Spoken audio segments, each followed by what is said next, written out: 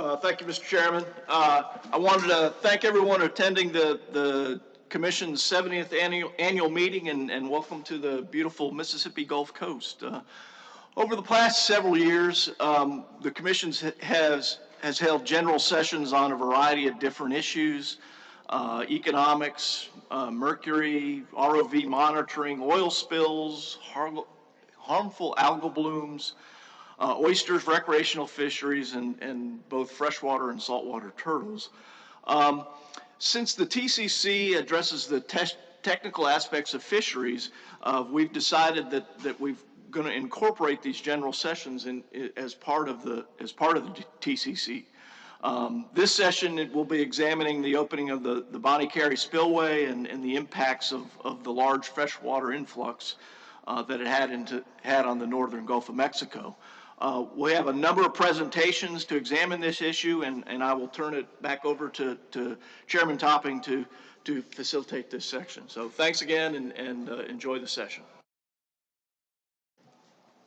Thanks for the introduction, Dave. We're going to start this off with Scott Mize on the temporal and spatial progression of freshwater.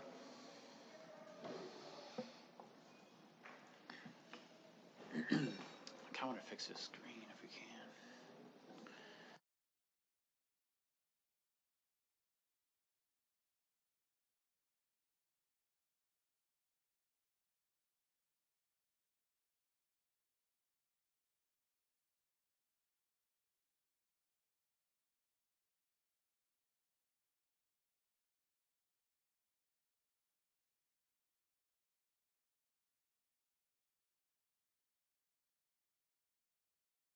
Okay.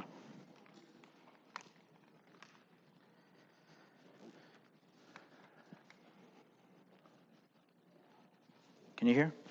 Is that good? Okay. Hi, my name is Scott Mize. I'm with the U.S. Geological Survey, based out of Baton Rouge, Louisiana. Thanks for the invite from Glenn Constant from the Fish and Wildlife Service. So today we want to talk about the temporal and spatial progression of freshwater.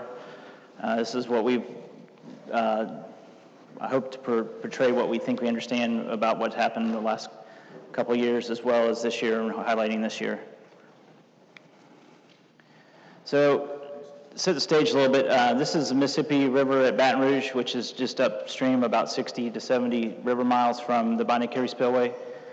Most of the fresh water coming into the lake is going to be either through the spillway or through local rivers. And so we can see this is a 2 year, 2 years of data. We can see in 2019, we had this gradual increase above 1 million, and it just kept staying. It just stayed there for a long time. It was a matter of a lot of things going on this year with flooding, from starting back in the winter with the Tennessee River Basin and the Ohio, and then we had catastrophic flooding in the Missouri, in the upper Mississippi. And then this past May, we had some more flooding to Arkansas. So we had a large amount of water coming down from the mid-continent. Rose this up. We got a high peak of discharge that just stayed up very high. And so this is what led on to the opening of the spillway for such a long amount of time this time. So here's the Bonnet Carré Spillway. It's a huge spillway opening. It's about 1 mile wide, about 10 to 15 feet deep, and so there's a lot of water coming out of this. When they have all the bays open, you get about 350,000 CFS at full capacity. So that's located down here. It dumps into the southwestern part of the Pontchartrain, and typically it takes a southern path and empties out through one of two outlets, through past Manchac or through Wrigley's Pass, and then it moves out into the Gulf. This is just some work we do mostly water and algae community structure, looking at the effects of the spillway in the sound as well as in the lake. And then here's a good picture of the front, what we captured when we were out. This is just near Cat Island in the middle of the sound, which was located about right here. So one of the colleagues over at LSU put together this nice graph. This is looking at all the spillway openings. There's about 12 up until last year. This year we had 2 openings. They're marked here in orange. I don't know if you can see them too well, but here's the first opening, and it opened again for a long extent.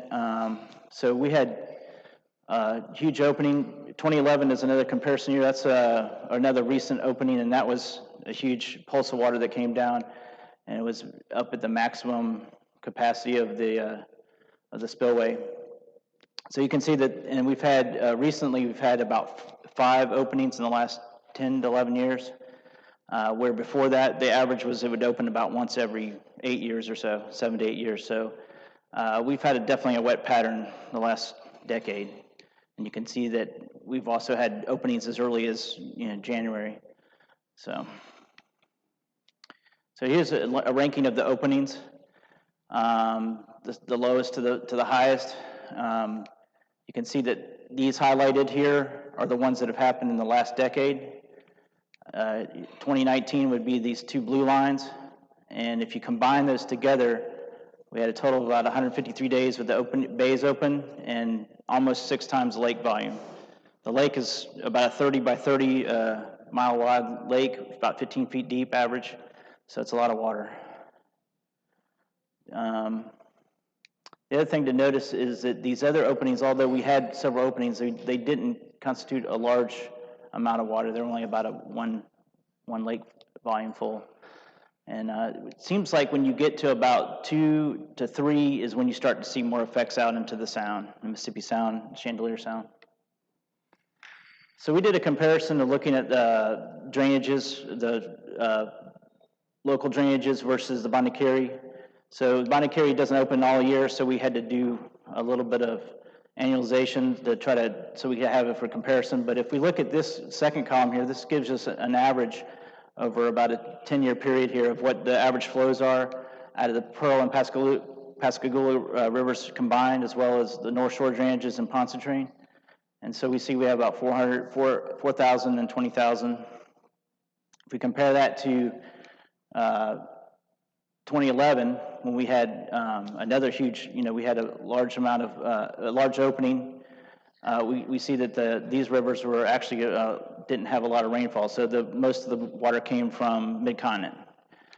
We look at 2012, there was no opening. And it matches kind of almost the same as the mean value, so there wasn't a lot of difference there.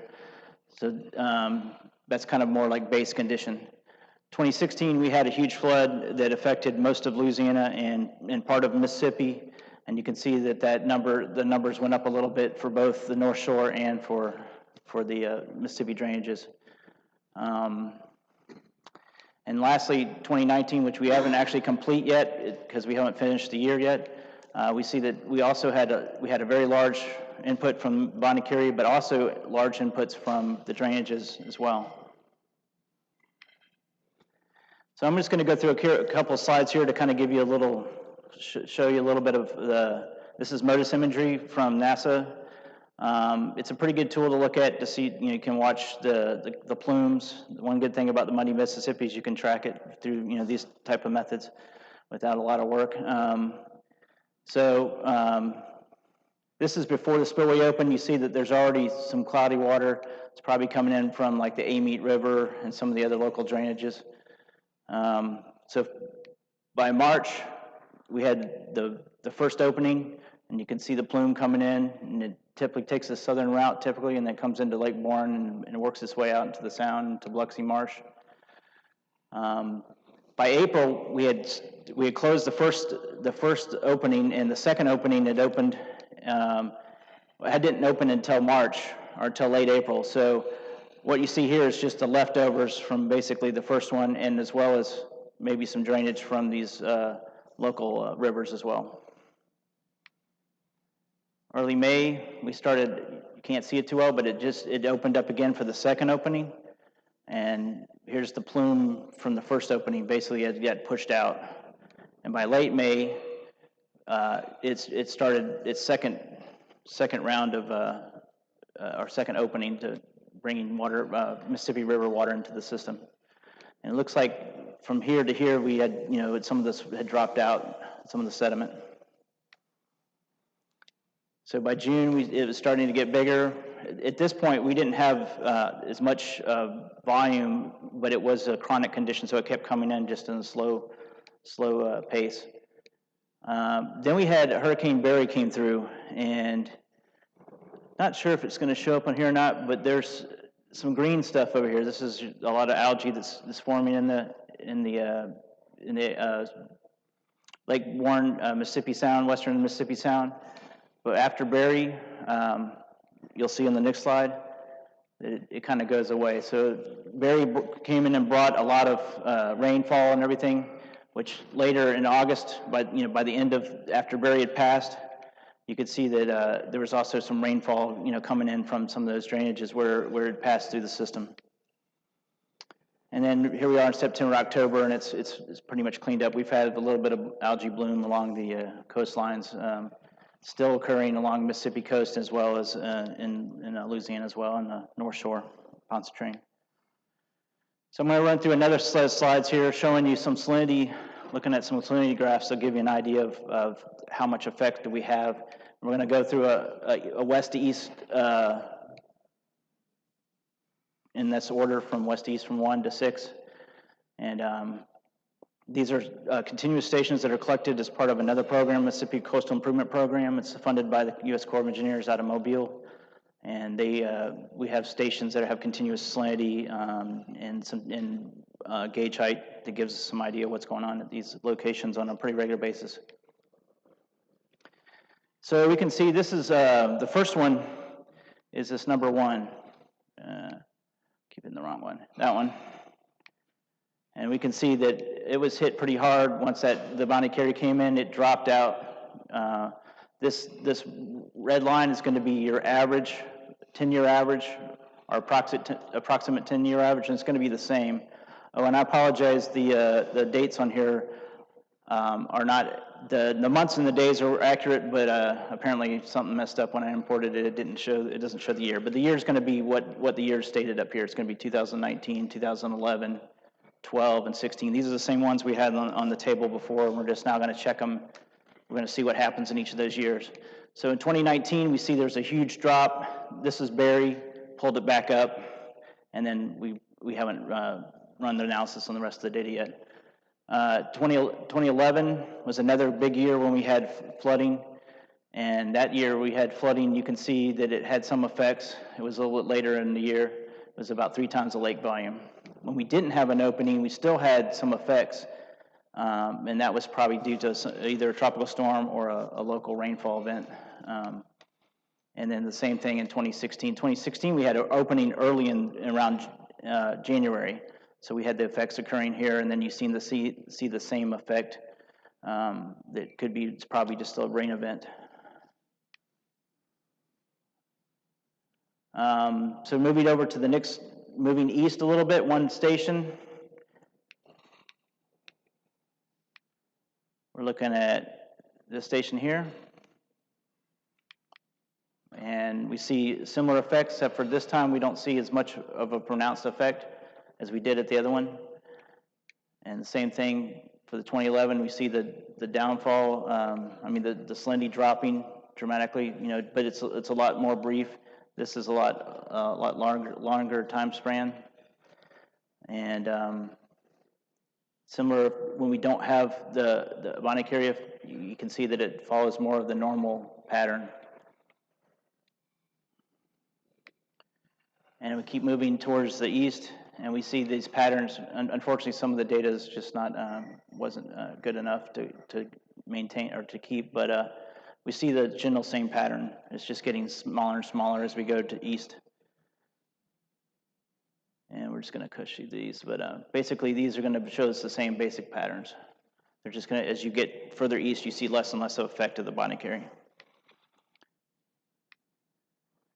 So, and this is kind of the same thing, but basically you had a low point right at the end of May, early June, at all these locations.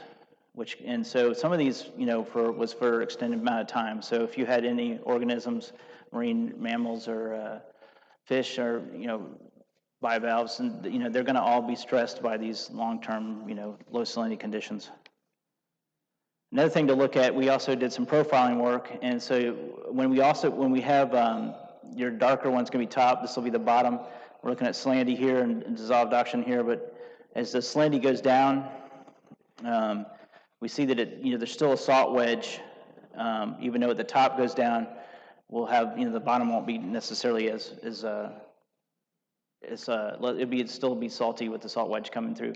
But we did notice that especially in the summer, you'll start to get a large dip in this dissolved oxygen. So not only do you have the pressure of the freshwater, you also have pressure of low DO conditions for a big portion of the water column.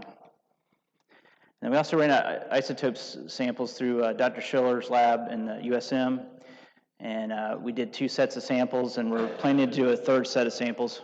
And one thing it showed was that we had 3 end members. It's a mixing model, so you have you're going to have a spillway. This is the spillway site, and you're going to have a Gulf of Mexico site, which is going to be basically pure salt water, Gulf of Mexico water. And these sites in between, we have GP through MB2 are going to be, it's a transect that we looked at. Let me see here, how am I going to get there? I'll get back to this map real quick. And the transect is going to be basically, this is MB or Merrill Banks, and this is Grand Pass. So we did, but these sites plus 2 sites in between and 2 sites in between here in the coastline. So we tried to capture all the water coming through this area. Oops, wrong direction.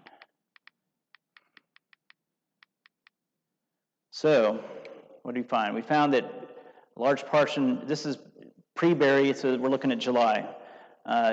Before Berry, we had most of these sites, and the focus is mainly on these stations here, and we had Mississippi River water was about 50% of the composition. You had a little bit of local drainage and a little bit of salt water. After Berry moved through and pushed all this rain out, we had that changed quite a bit. Dramatically is changed to local river water, and we're expecting as we do our next round of sampling in October that we'll see all this, most of this, turning over to salt water. But this has just confirmed some of what we were looking at to try to determine what was the source of water, what's mixing, and what's there. Is it Mississippi River water? What the quality of Mississippi River water is probably different than the quality of the Pearl and the Pascagoula. When you get these large freshwater impulses and inflows, you also can get a lot of algae blooms, especially cyanobacteria. So we found cyanobacteria on Mandeville Beach, on Lake Pontchartrain. It was an Anabina species. And then we also, NOAA has a nice site where you can look at and find algae blooms, as well as they give you concentrations of chlorophyll. We had concentrations of chlorophyll. This is a little hard to see, but this is Cat Island. This is up near Pass Christian, and we had large abundances of chlorophyll above 100 in this area, dating in July. This is South Shore Pontchartrain. It was loaded as well. And that's all I have right now. Any questions?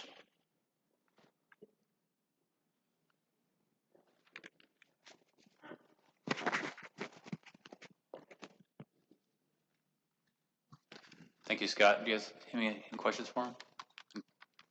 Or in the audience? I think that's a good introduction to what we're going to see coming forward, so thanks. Glenn? Thanks, Scott. I did have a question about is there any kind of more spatially comprehensive analysis that are planned, like maybe some kind of extrapolation to spatially complete coverage of the area out of the products that y'all?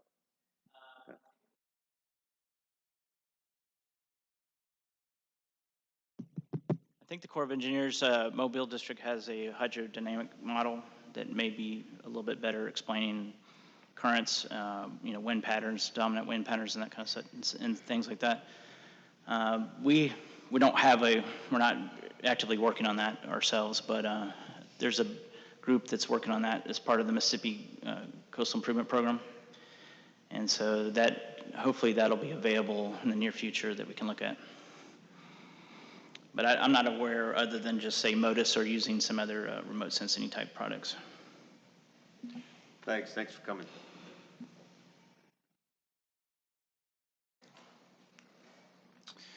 Next, we have Jason with the impacts of Louisiana marine resources.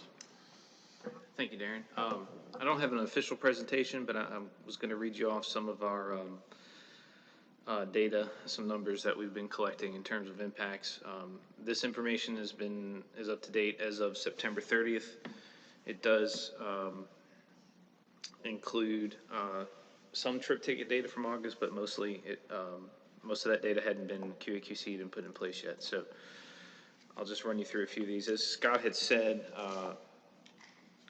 and shown, this was the year where the Bonnet Carré had been open the longest, right? We had 2 different openings. He had shown that it was open for 151 days in 2019. And beyond that, the Mississippi River itself was above a blood flood stage for the longest continuous period on record. And this wasn't, also in Louisiana, it wasn't just a Mississippi River event either. We had flooding in many of other basins and other rivers as well, so you'll see that in some of our numbers. I'll start with oysters. We did some sampling on public and private reefs, and we've had mortalities range as high as 100%. Most of that was east of the river. We had, in St. Bernard Parish, we had mortalities between 77 and 100%. East of Vermilion and the Atchafalaya Basin ranged from 87 to 100%. West of Vermilion and the Atchafalaya was 76 to 80%. We had mortalities in the northern part of Lake Calcasieu up to 89%. And we even saw mortality of up to 74% in Sabine Lake. We sampled 121 sites to come up with some estimates for oyster mortality. 15 of those 121 sites didn't even show a resource there to measure. And then of the remaining, 40% of those sites showed a mortality rate of 50% or higher. Our current assessment, our 2019 stock assessment on oysters on the public grounds shows the lowest stocks recorded in history. And if you recall, I believe I gave you all similar information last year of our stock assessment. So our oyster stock was already struggling, and for us to take statewide this kind of hit in mortality is pretty rough. Commercial landings on oysters, we saw a decrease in 35% on private reefs and 91% on public reefs. I see a lot of people taking notes. You don't need to write it down. I can send you this, and it's available on our website as well. So, statewide, our dockside values of oysters were also down 25% and 88% from public reefs. Let's see. I'll move on to shrimp. Yeah, most of these. So I forgot to mention that. You're right. If I'm giving you down in comparison to, it's going to be a 5-year average between 2014 and 2018. Our brown shrimp catch per effort in our independent samples was down 70% in our 6-foot trawls and 62% in our 16-foot trawls. And that was pretty obvious in our commercial landings on brown shrimp too, which were down 48%. We also noticed a reduction in our white shrimp catch per unit effort in our independent samples of about 27%. We haven't realized that in commercial landings yet, but we're expecting that reduction that we saw in July through August in our samples to manifest itself in this fall white shrimp season. Let's see. In crab, our catch per effort in blue crab in our independent samples was down 46%. It did go back up a little bit. It actually got above average in June and July and then dropped back down again in August. So we saw a little bit of a fluctuation in our independent samples on blue crab. But statewide, commercial blue crab landings were down 26%. And they actually decreased across the state in all basins, ranging from 14 to 34%. For our finfish, catch per unit effort in our independent sampling was 66% below average in the Vermilion Tesh Basin, 50% below average in our Pontchartrain Basin, and 48% below average in our Calcasieu Basin.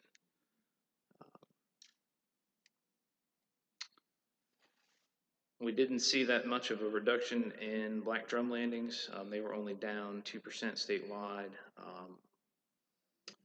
But we did see an increase in a few things. Sheep's head landings were up 57%, as was the value, up to 73%. In Vermilion Tesh, our black drum landings were down 42%. Dockside value was down 32%.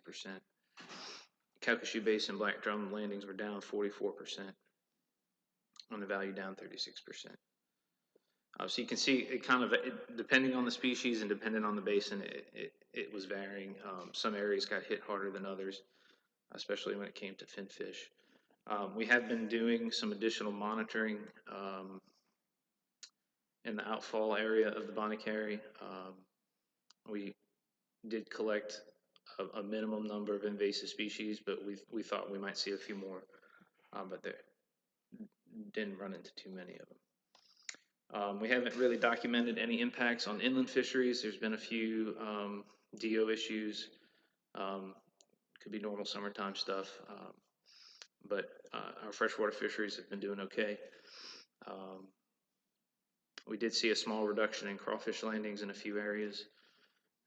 One of the things we did do was we worked with Army Corps and U.S. Fish and Wildlife Service, and we were able to help them collect some pallid sturgeon and shovel-nosed sturgeon that had come out through the spillway and were then trapped in the Pontchartrain Basin. We returned them to the river. So I think we caught 17 pallid sturgeon and 208 shovel-nose. So you can see most of our losses were pretty large in our oyster industry. There were some significant losses in our shrimp industry, and there's still some that we're waiting to see this fall how it turns out. But that's all I have. I had a question. This is probably not what you came prepared to answer, so I'm not gonna, don't expect an answer. But you guys have been going through this spillway, like for a while. This is the biggest one, biggest release you've had in a long time or ever. Have you looked at, and always the non-modal species like oyster are gonna be just hammered. They can't go anywhere. But I don't know if you thought if these things are being displaced to an area that's maybe not optimal, but out of the way. I just didn't know if you guys looked at previous spills or previous freshwater inflows and look at the subsequent years and see how it rebounded and what happened after that.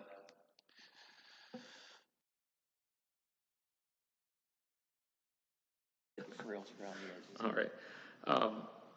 That is actually has been part of our analysis on what we think the impacts are going to be, and we've looked at those other years. So we had it open in 18 and 16 and 11, and some of those species came back, annual crop species.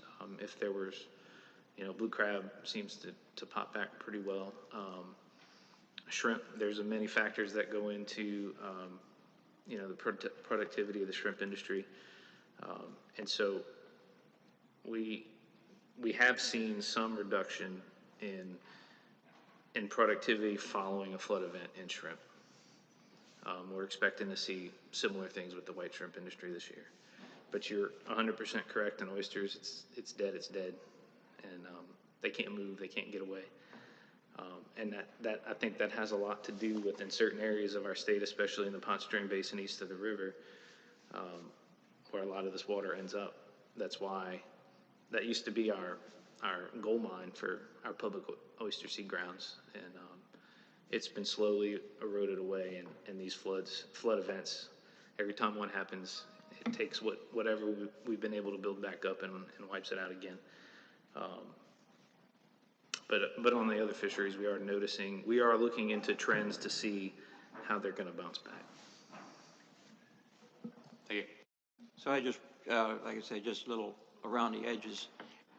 We have looked at some of the other Mississippi flood events, but one of the differences between this year and those prior years is that we've had a lot more local rainfall, like we saw in that prior presentation, especially in that Mississippi Sound area. A lot of that issue is not just coming from the Mississippi, it's coming from the Pearl or some other local drainages. And the same thing has been true this year going to the west. So we have the Atchafalaya, which got some additional local impacts in the Terrebonne and Vermilion basins, but we also saw some increased mortality in oysters in the Calcasieu Basin and also in the Sabine Basin. So this was much more of a regional rather than a Mississippi River event this year. That makes a difference over what we've seen in other years. The other thing that I was happy was in the prior presentation was the discussion of low dissolved oxygen. And you talked about movement of resources. Certainly with oysters, if you start heading further east into some of those areas where you might expect oysters to relocate in a more fresh environment, those are also some of the areas in many cases where you see a lot of issues with hypoxia, which is going to be a limiting factor on establishing of those resources in that area. So yeah, it's not just the one issue. And the source of the hypoxia, again, high nutrients, wherever those nutrients come from, they're going to end up in those same coastal waters, and we end up having animals have to deal with the results of it. Thanks. Any other questions? All right, next we're going to have Rick Burris go over the impacts to Mississippi's marine resources.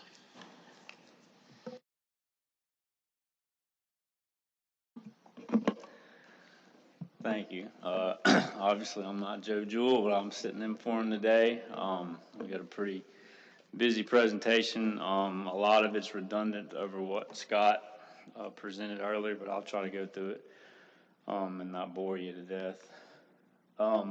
Just some historical context. The Bonnet Spillway, in case the people in the audience don't know, it did become operational back in the 30s. It's been open every decade except the 1960s. This year is the first time, this year's the first time in history it's been open 2 consecutive years, 2018, 2019. It's the first time it's been open twice in 1 year, both in February and May. Since 2008, it's been open an average of every 2.4 years. It's also been open 3 of the last 4 years. There was a fisheries disaster declared for Mississippi for blue crab and oysters in 2011. We didn't see a whole lot of impacts the last 2 years it's open, most likely due to it opened earlier in the year. In 2016, it opened in January, and in 2018 in March. And then 2 or 3 weeks ago, it was declared a catastrophic regional fisheries disaster for Louisiana, Mississippi, and Alabama. So just if you're not familiar with where it is, I know Scott showed a good map. There's several flood control structures. There's a Morganza, which we've probably heard a lot about that. I believe it's only been operated twice since it was built. They didn't operate it this year. And the Bonnet Carré is right here in Norco.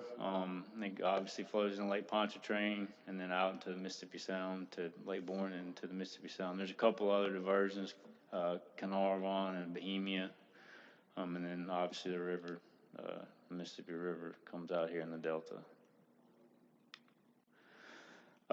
Scott showed a similar graph, but we went back to 2008 and just showed the historical discharge. If you'll look at the green, it was the first opening for 44 days.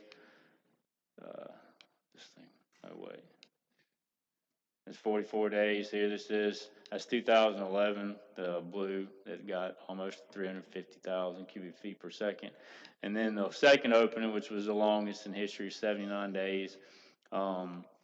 It's in the purple there, and we calculated that it was open for 123 days, fully open with all the gates and whatnot. But the maximum flow, the first opening was 213,000 cubic feet per second, and for the second opening was 161,000 cubic feet per second.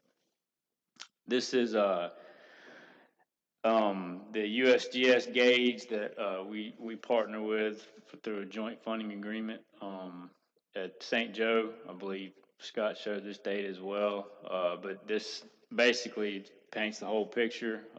This is the furthest USGS gauge we have to the west. It's closest to our most productive reef, St. Joe Reef.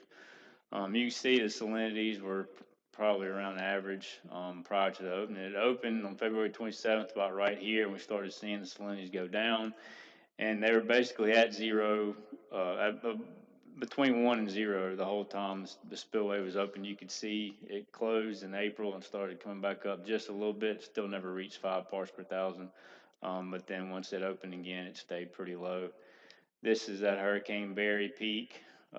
Went back down, and then when it closed on July 27th, you can see the salinity go back up. Again, more MODIS images, but this is from March 6th, when the spillway had been open about a week. There's the Mississippi Sound up here, Lake Pontchartrain, and you can also see the Mobile Delta's got a lot of fresh water coming out of it too. We thought this was a pretty good image here. You can see the actual plume and the flow of it coming out and being restricted through the Wrigley's and then coming out to Lake Pontchartrain. Coming out into Lake Borgne and the Mississippi Sound. And we've been watching these. Usually when we have these events, we keep a close eye on the satellite imagery. And I don't believe we've seen this plume go as far as the Gulfport ship channel. This is Gulfport right here. We haven't seen it cross. It's usually a barrier. This year it actually went across the Gulfport ship channel, and we saw the impacts as far as Biloxi around Deer Island. This was around the second opening. Again, it's the same situation. You see the plume. On May 13th, thought this was interesting. It looks like the whole Mississippi Sound and Mobile Bay and everywhere is just full of siltation. Getting into the impacts, similar to Louisiana, we assess the shrimp fishery prior to the opening. The brown shrimp fishery, we did fishery independent sampling, and we're required by statute to open when the brown shrimp reach the size of 68 to the pound. So we do some rigorous sampling. We chart the growth of those shrimp, usually beginning in April. This chart shows the catch per unit effort based on the week that we sampled. The blue is the 5-year average, and the red is for 2019. You'll see that our catch per unit effort was, I think the number I have is 85% down, but I think it's a lot more. I think it's more like 90, 93 or 94.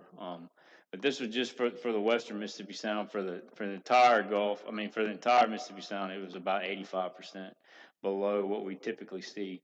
And another issue that we saw was typically brown shrimp progress as the season or as the days go on. They get larger in size, and we're able to determine when they'll be of that legal size. This year, we didn't, there was really no growth progression.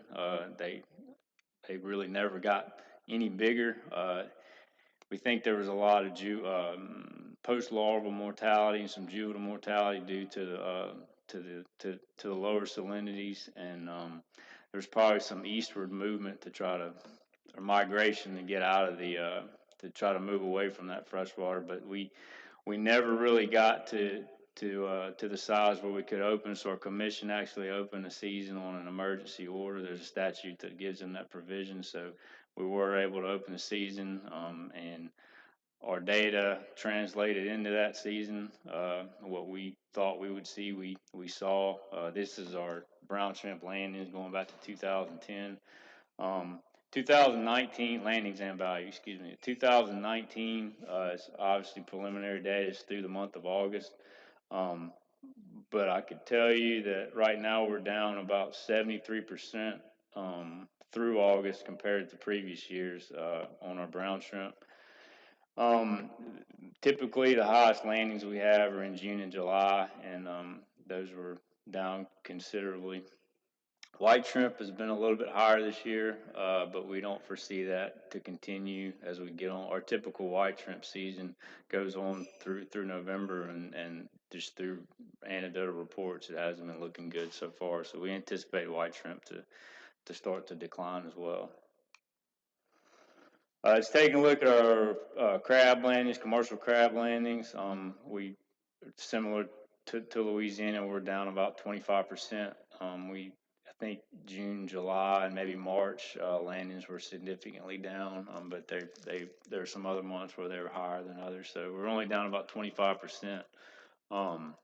But most of those landings occurred eastward in the two eastern counties, Harrison and Jackson County, Hancock County, which is the county closest to the spillway. The landings were down significantly. And then to oysters, very similar to what Louisiana reported. This chart here shows our major reefs. Here, this is a map of those reefs. We've got Henderson Point, Pass Christian, Dredgen, Pass Christian, Tongan, Pass Mariana, St. Joe, and St. Stanislaus. All those are depicted over here. But what this chart shows per reef, the average mortality through time from when the spillway opened. And as you can see, each one of those gradually increased over time. Right around here is where that was the first opening of the spillway. We were at about 50% overall for all our reefs, or less than 50%. I'm sorry. Here's the overall. This is all those put together.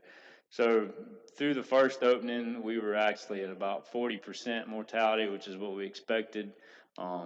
Things kind of stayed the same during between the first closure and the second opening, and then after the second opening, when the water was warm, and it was so prolonged, our mortality just skyrocketed, and it was at approximately 100% over all reefs since that. This is just our western reefs, which is our most productive reefs, and our commercially harvestable reefs. We have some reefs to the east side of the state. They sustain some mortalities as well, but not as high as our western reefs. Another issue that occurred was the freshwater algal bloom. Is a blue-green algae. The first one we saw back in June, I believe it was June the 12th, was Delicospermum, or Anabina, as it's previously known as. And we have a HAB response team that started analyzing and documenting that bloom beginning back in June. So far, they've analyzed over 1,300 water samples since then. Microcystis, the Delicospermum dissipated, but Microcystis persisted within most of those samples. We started working with DEQ to monitor for the presence of that cyanobacteria, both in nearshore and offshore. DEQ has a beach monitoring network that they monitor nearshore, and we did the offshore sampling. DEQ actually issued water contact advisories. Well, they were first issued as beach closures, and then later changed to water contact advisories for the majority of Mississippi's beaches, and they were closed from June 23rd all the way to October 4th, 2019, which, if you think about the holidays that are within that, it's a pretty big hit to our economy, to our tourism industry. But they were able to open those up a few weeks ago. We've been sampling the waters. We've been doing some water samples and analyzing for microcystins, which is a cyanotoxin that's produced by microcystis. So far, they've all come back below the EPA's recommended value for recreational contact, which I think is 8 parts per billion. And then we've also, as a precaution, been doing some seafood safety samples. We've done tissue analysis from a variety of finfish species, shrimp, crab, and oysters as well. They were analyzed as finfish, shrimp, and crab were analyzed for the cyanotoxins, and our results indicated that there were no cyanotoxins detected above the method detection limit from those species. And so it's kind of hard to see, but this is a aerial photograph of the blue-green algae bloom. This was, I believe, Dolichospermum or Anabina. This is off Bayou Caddy, Mississippi. That's the silver slipper right there. And you could see it was just a neon green. This whole area is just a vibrant green color. So it was pretty interesting to look at, but it as I mentioned, it stayed around for an extremely long time. And then we wanted to show you this one last MODIS satellite imagery from August 16th. So Spillway closed on July 27th. It's kind of hard to see, but that same real vibrant blue-green color is right here in Lake Pontchartrain. And obviously, as I showed you, or we showed you, that filters out through here, and it eventually ended up in the Mississippi Sound. So that's all I have. If y'all have any questions.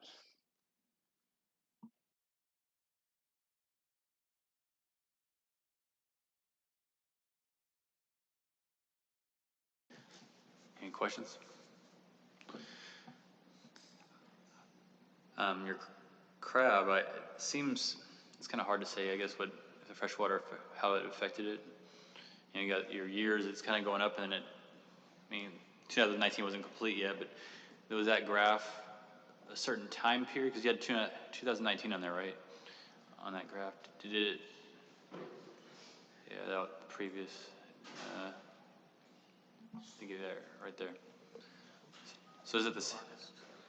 So are the previous years, are those preliminary or through August, or are those comparing the whole year to just a preliminary through August? So I'll apologize. I meant to put that asterisk over 2019. Everything's complete but 2019. So 2010 through 2018 is 12 months, January through December. 2019 is just through August. Okay. So it's not the best representation, but just to give you an idea, we're typically higher than that. Okay. And you said I think it was down 25%. Is that what you said? Correct. But that's based on this asterisk? That's 25% through August. Sorry. Yeah, that's through August comparatively going back the previous 5 years. You can blame Joe. It's okay. He's not here. No, this was me. I slipped this in there at the last minute. We have a similar pattern actually in our blue crab landings in Texas. It's almost identical actually.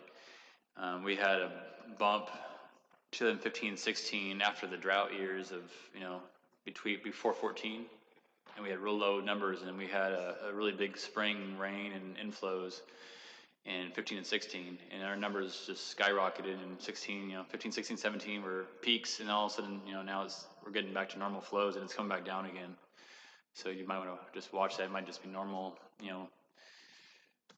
looks like it's pretty decent considering how much flow you guys had for 2019. Yeah, we really anticipate it being a whole lot worse than it was. Like I mentioned, in our westernmost county, which typically has the highest landings, it was down considerably. But so we had the crabs, believe that they just moved eastward, and that they were harvested in our easternmost county. So that's what we think happened. Does Zach Darnell's stuff show any kind of movement for those crabs that were tagged? I had to attend our Commission on Marine Resources meeting yesterday, so I missed his presentation. And I haven't seen his updated data. So Yeah, I don't know if anybody has information on if they have tags caught after the flood. That'd be interesting.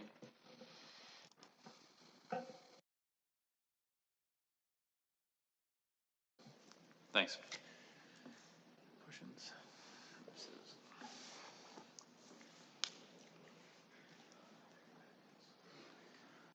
Next, we're going to have Reed Hinnon going over the monitoring of the waters around the Bonnet Carré Spillway.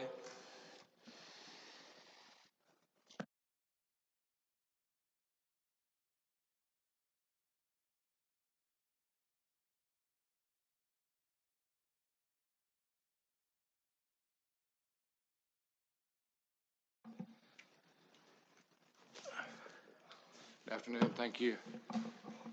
So I wanted to follow up, and this will touch on a little bit of what Scott has talked about, and obviously some of what Rick has discussed as well. We early on, obviously the spillway opened for the first time, which was more frequent than normal, but not too out of the ordinary for the past decade. However, when we heard that it was going to open a second time, that certainly started raising some red flags, and discussions with the governor's office and DMR. We at the university, through our School of Ocean Science and Engineering, put together a fairly rapid response expanded monitoring plan that wanted to just give an overview of and some of the preliminary results from that sampling. I think we've covered all this. And this as well, but graphically you see the number of days open for the Bonnet Carré Spillway. Again, it was constructed in 1931, first opened in 1937. The first 70 years of its operation was opened 8 times. However, the past 12 years, if you consider this year, the 2 openings this year, it's been opened 6 times. So it's certainly becoming more frequent occurrence. Hopefully not increasing frequency, but certainly something we're seeing more frequently over the past decade. And I was just curious, looking at the total discharge for 2019, so I went on the Army Corps website and did some basic math calculations, and it was more than 15 million Olympic-sized swimming pools that were discharged through the Bonnet Carré Spillway. Again, the state, through the Department of Marine Resources, anytime we have a spillway opening, they do this expanded sampling in the Western Sound. However, this being an outlier year, first time open in consecutive years, first time open twice in the same year, we wanted to look at doing something a little bit more expansive, primarily for water quality. And that was when we came up with a collaborative sampling program and started to get boats on the water. So building off the DMR sampling, we wanted to take a coast-wide approach for the state of Mississippi. We wanted to overlap historical sampling stations wherever we could. So I think every station except for the one at Port of Gulfport overlaps to some degree with historical long-term monitoring that we have. So we have at least baseline for temperature, salinity, dissolved oxygen measurements. But what we did within about a 2-week period of being asked to develop this plan, we developed the plan, got mobilized, and ended up pulling together, I think, more than 10 faculty and PIs who were getting ready to hit their summer period, not teaching, and graduate students, a team of more than 60 university folks, and got on the water within about 2 weeks, which in and of itself was a minor miracle. And so we went out on a weekly basis, and I believe we were collecting more than 10 liters of water at each station to look at a variety of metrics that could potentially be informative for looking at impacts from the spillway opening. Again, primarily we were looking at water quality, nutrients, source water identification. We did some flow-through analyses for phytoplankton community structure, chlorophyll, suspended particulates, and then looking at bacteriology. Using some of the university's capabilities out at Stennis Space Center, did some remote sensing and circulation modeling. And because DMR had most of the biological resources underhand, we simply from our perspective just looked at doing some expanded spat settlement assessment, putting settlement plates out. So just some representative results, and there was a website up on one of the preceding slides. As part of this effort, this was certainly a monitoring and assessment effort, but it was also something to keep the public informed of what we were seeing. And so we typically would be out sampling. We tried to get out by Wednesday, analyses done within a day or two, and we tried to get a summary document to the governor's office by the end of the week so it could be reviewed and posted on Monday, and that was done every week. So it was quite a heavy lift. But those weekly updates are available on that site, so you can go through and look at a time series of any results of interest. But here you're looking at extrapolation of those measurements throughout the Mississippi Sound. Here's Bay St. Louis, Pearl River, Lake Bourne, Biloxi, Pascagoula River. This is for really at the height of the discharge towards the end of July. I recall the complete closure of the spillway was achieved at the end of July on the 27th. So here you're looking at just an extrapolation of surface salinity measurements throughout the Mississippi Sound, and you can see that here where our oyster reefs are, we're very low salinities at the height. Even looking at almost a month after the fact, surface salinities are coming back up. They're back to normal here in the Central Sound, and have really gotten up to where they should be in the Western Sound as well.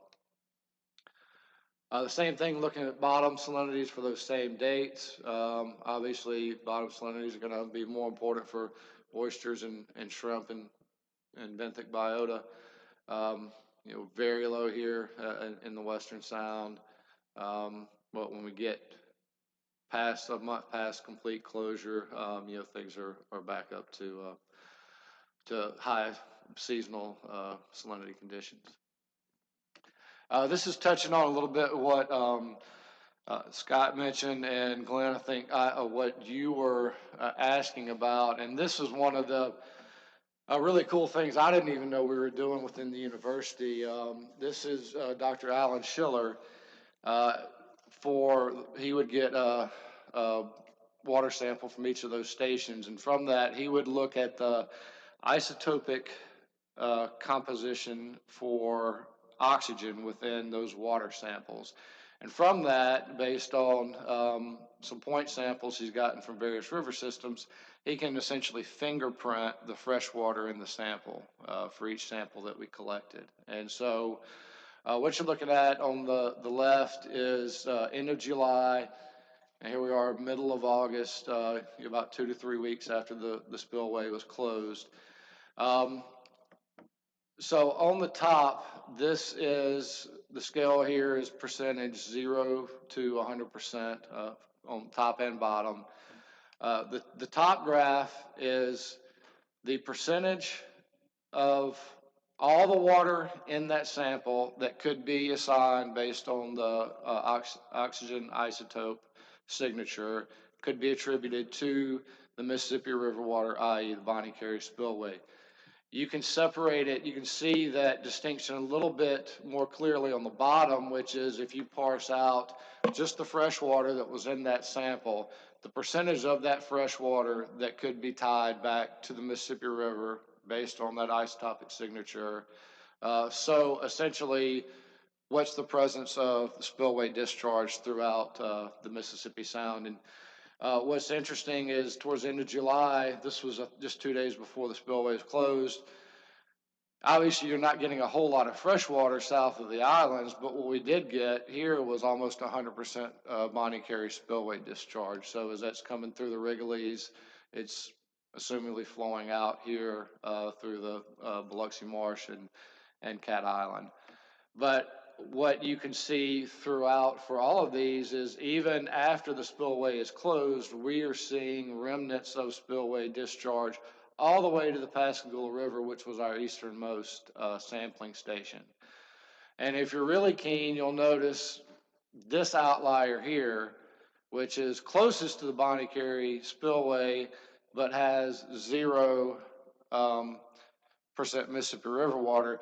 That's actually a good thing because that's at the mouth of the Pearl River. You would expect that to have an exclusive Pearl River signature for it. So that was actually a good unintended data check.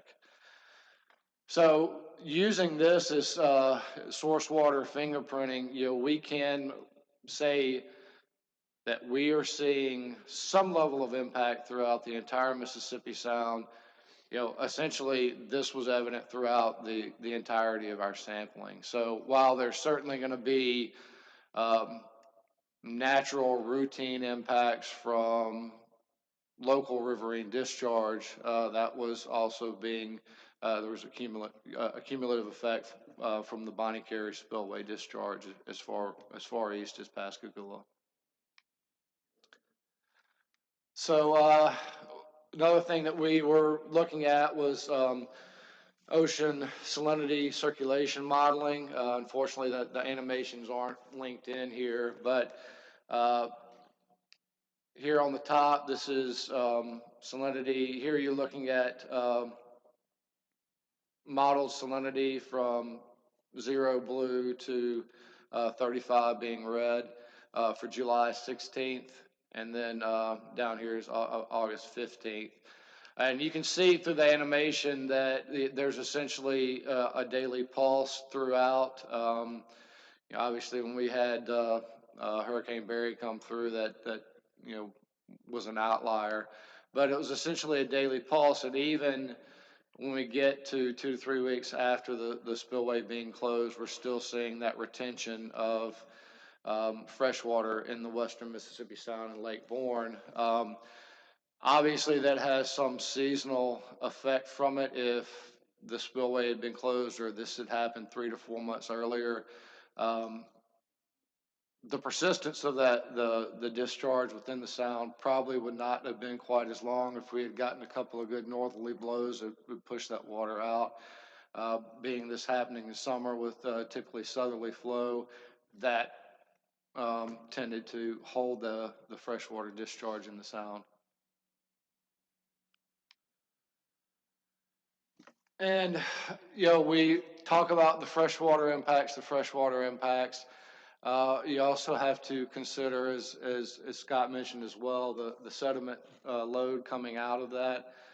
Here, looking at this is essentially just a color transverse of that MODIS imagery, looking at the particulate backscattering from satellite imagery, which indicates suspended particulate matter in the water column. May 23rd of 2018 spillway, when it was not open, you could see that you get probably normal discharge associated with outflow here.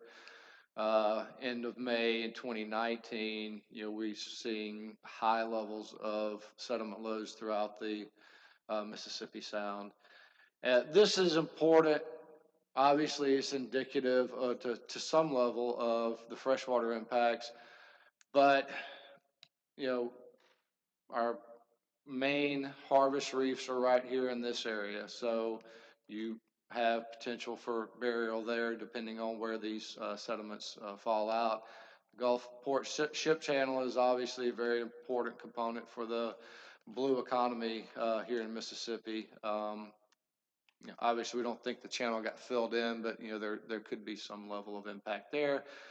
just as important is, all of this is Gulf sturgeon critical habitat. So you have potential freshwater impacts from that persistence of the discharge throughout the Mississippi Sound, potentially changing the benthic infauna in this critical habitat. But you also have potential changes to the actual sediment composition of critical habitat in this area. So certainly one of those key ecological considerations to take a look at.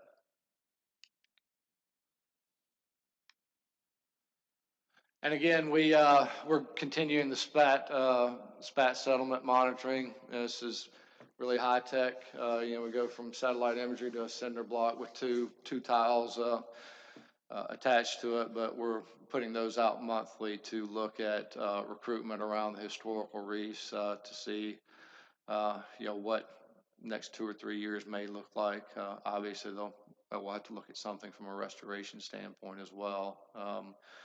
Hopefully a little bit more strategic way than we have. But we're pulling all these data together. Obviously, Rick has spoken to the impacts to the oyster fishery, the oyster populations.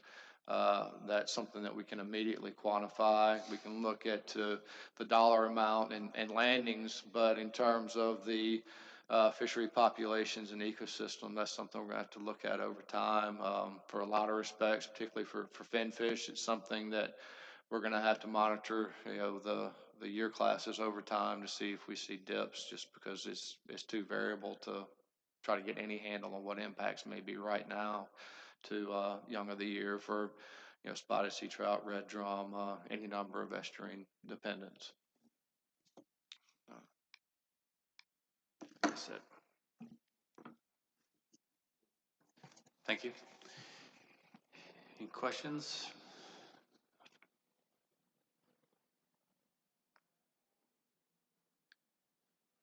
Well, if you have more questions, you ask them on break. Unless you have a question. No, I was just going to point out the type of spatial modeling and the outputs that you had were exactly what we were talking about, trying to develop in the earlier conversation to get a handle on how the freshwater, different watersheds might influence the environment. So I'd like to talk to you more about that.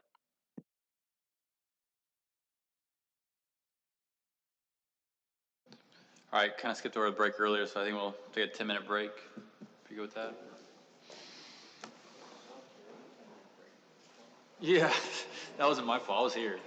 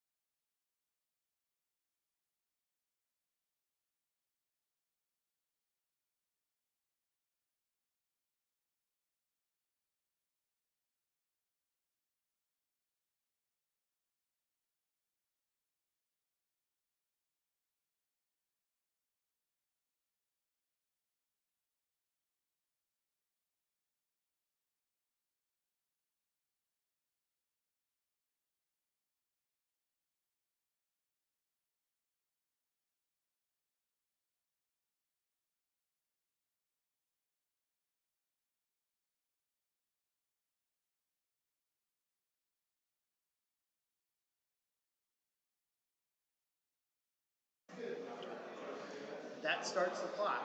We got to tell all the state folks now.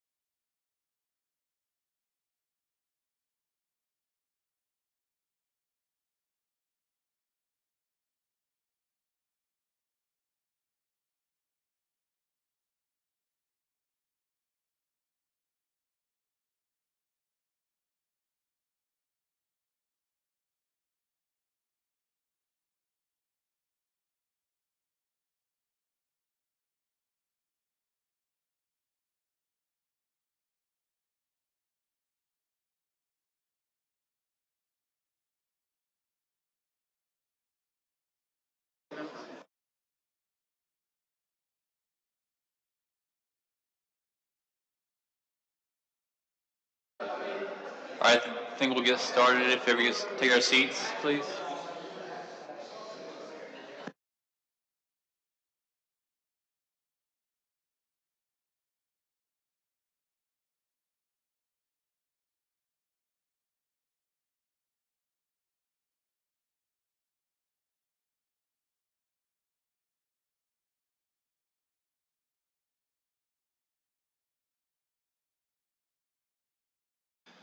Ooh,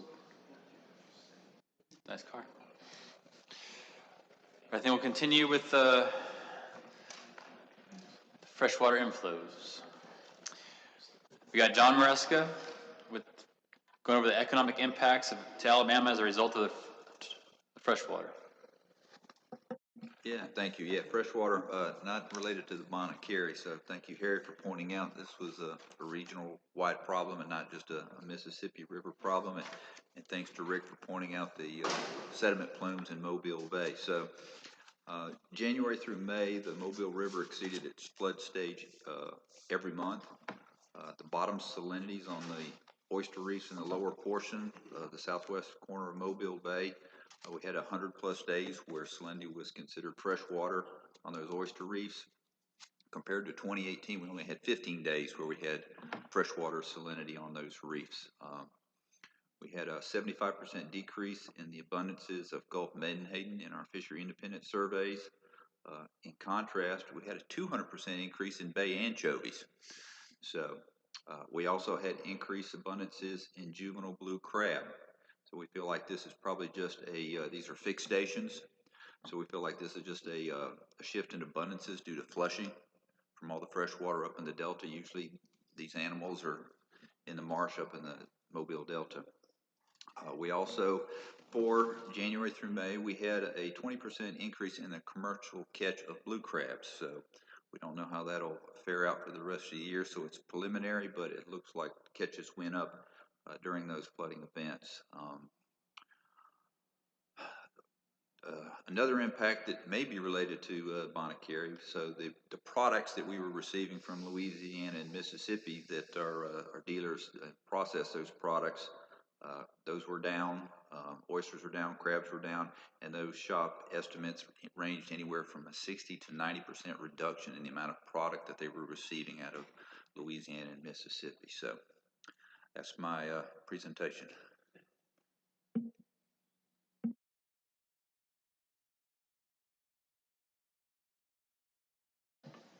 Thanks, John. Any questions?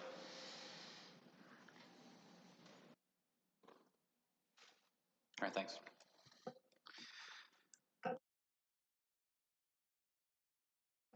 All right, next we have Brian with the impacts on the environmental conditions of the Mississippi Bight.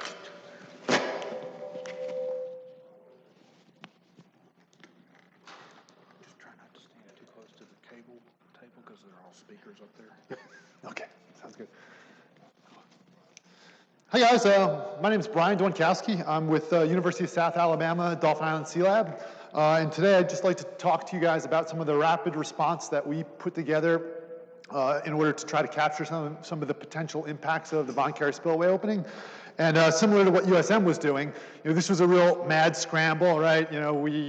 Spillway opens in the late winter. That happens. It is a big deal, but it wasn't a tremendous thing.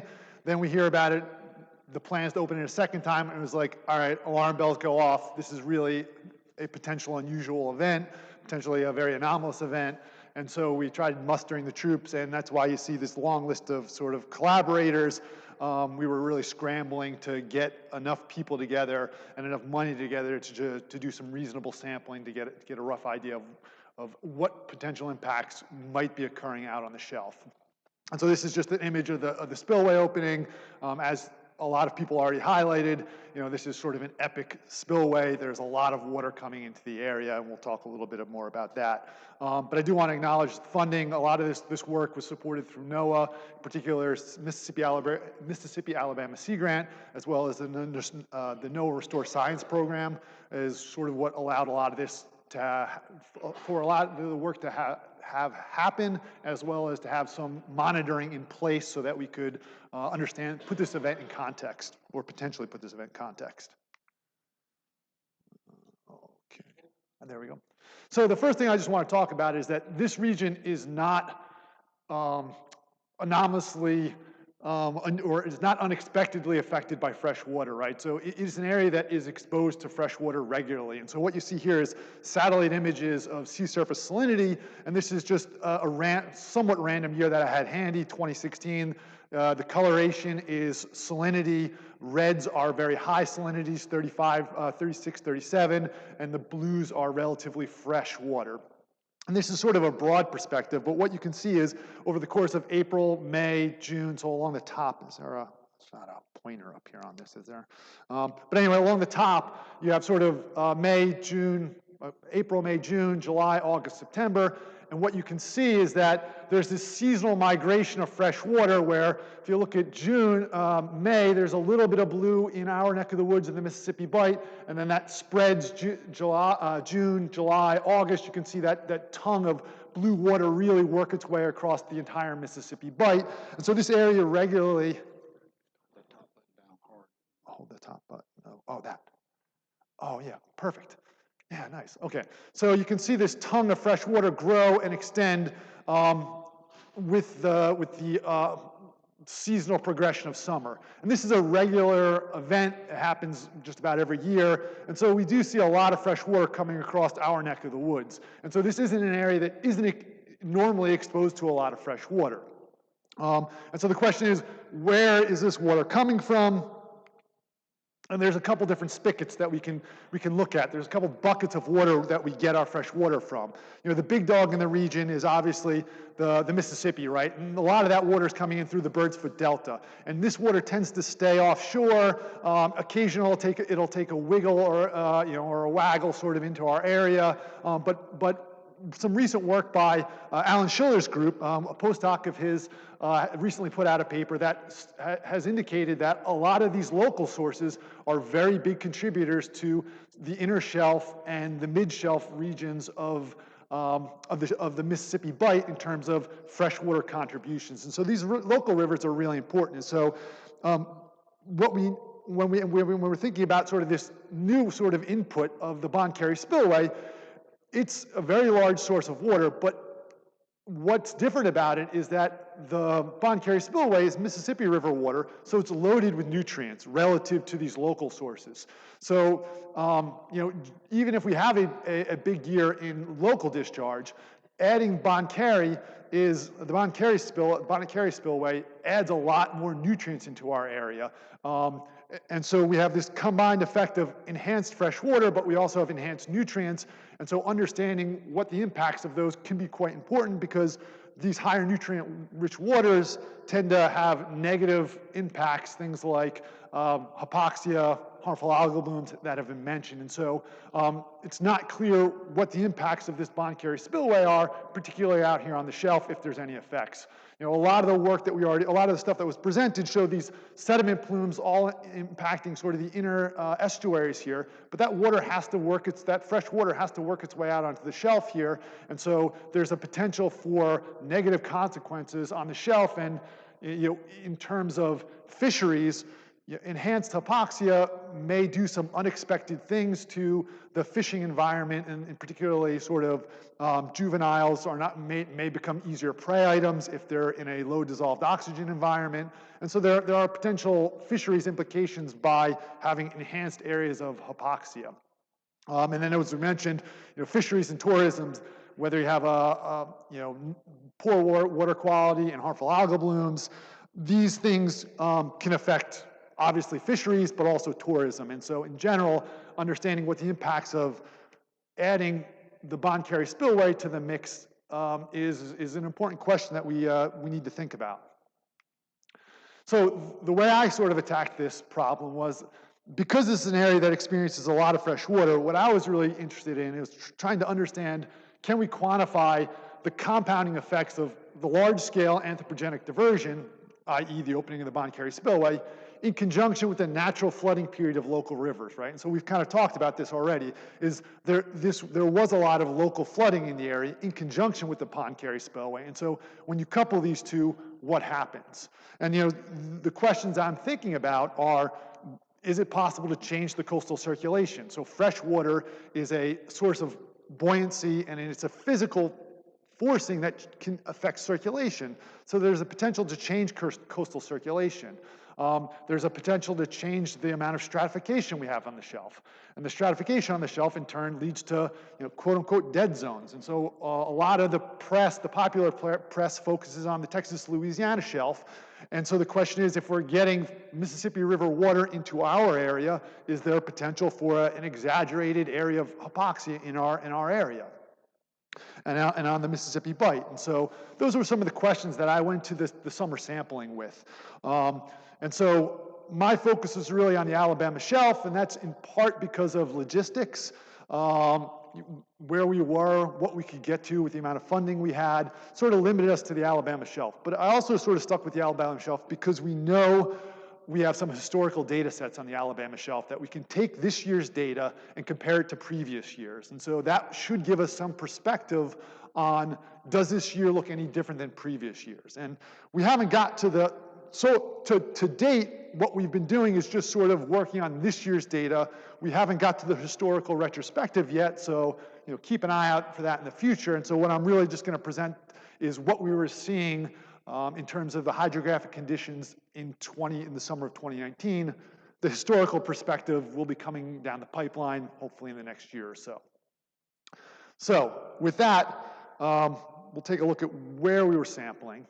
So this is our general sampling plan. And now, we didn't get there every day, but if we got a good day on the water, we could get to all these stations, right? So we'd start out here where Dolphin Island is, and then we'd sort of motor out to the T35 isobath, T35, which is on the 35-meter isobath, work our way in, come out to here, depending on the day. Maybe we'd get out to, I guess that's I don't know, it's the Ship Island, Petty Boy Island Pass here, and then sort of work our way back and hit these stations.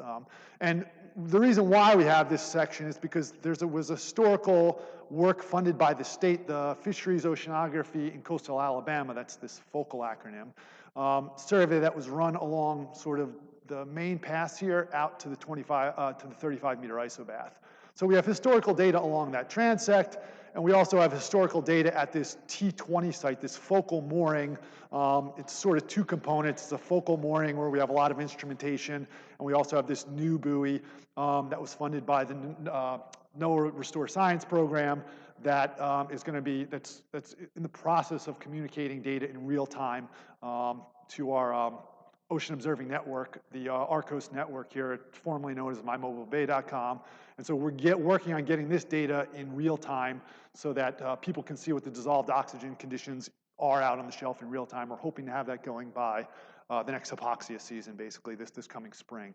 But we are collecting data sort of not in real time out at this site. And we have a historical database out at this site from that began back in 2014 of hydrographic conditions, not necessarily dissolved oxygen. Although we do have some CTD casts at this site, T20, that we're going to be looking at for a retrospective analysis. So spatially, we're going to try to hit these sites. Temporally, we're going to focus on this T20 site. And so that's sort of the game plan. We didn't get to all these sites on every day, and you're going to see that depending on who I could convince to let one of my people go out on a boat with them, the stations may be very different than what this sort of dramatic, or not dramatic, but extensive sampling plan is. And we were largely just doing CTD casts. Occasionally we would collect water samples for nutrients and suspended sediment, so we're working that data up right now. Today's primarily just going to be hydrographic data and dissolved oxygen data. So if we look at surface data at the focal mooring, so this is sort of right at the surface, and so, before we get there, just some perspective on how the Bonnet Spillway compares to some of the big dogs in our local river sources, right? So I have Mobile River System, so this is the Tom Bigby and the Alabama rivers, and we also have the Pascagoula River here, and we have sort of the hydro year, October to September. The y-axis is discharge, and there are different scales because the Mobile River System is significantly bigger than Pascagoula. And the blue line in both of these is the Bonnet Spillway discharge. The red line is the 2019 discharge, and the black line is the historical daily annual average, and the gray line, the gray shading, is the 25 and 75 quartile range. And what you can see, as sort of John Maresca pointed out, Mobile Bay did have some big events during this time period, but what I will note is that while these events were large, they weren't historically large. These weren't record-breaking events, they're just large events. Similarly, in the Pascagoula River, there are some large events here, but they weren't record-breaking years. So we did have a high discharge here locally, but it wasn't a sort of earth-shattering year in terms of local discharge. And then to put this data in perspective to the Bonnet Spillway, you can kind of think of it as a second Mobile Bay. So it's basically, we have the Mobile Bay River System, and then the Bonnet sort of this year sort of represents a second spigot of water that's on par with the Mobile Bay River System, which is not trivial. It's a really large source of fresh water to our area. So with that, looking at the data from this surface buoy out on the 35-meter, the 20-meter isobath, our focal buoy here, this is our surface mooring, this is our surface expression, and we have a sensor that's a half a meter under the water here, so we're getting the very, very top layer of water. And what you can see here is time. So this is basically April through sort of mid-June is when our telemetry cut out on us. We're having some problems with going from 3G to 4G, and so our connection isn't great right now. We're working on that. But what you can see here is salinity on the y-axis, and you can see salinity is kind of balanced. It's not high for sure, but it's not crazy low at this point. It's bouncing between 30 and 15. Occasionally you get some lower pulses here, but then all of a sudden you get to late May and you see this significant drop where you're at less than 5, at times less than 5 PSU, 9 miles offshore.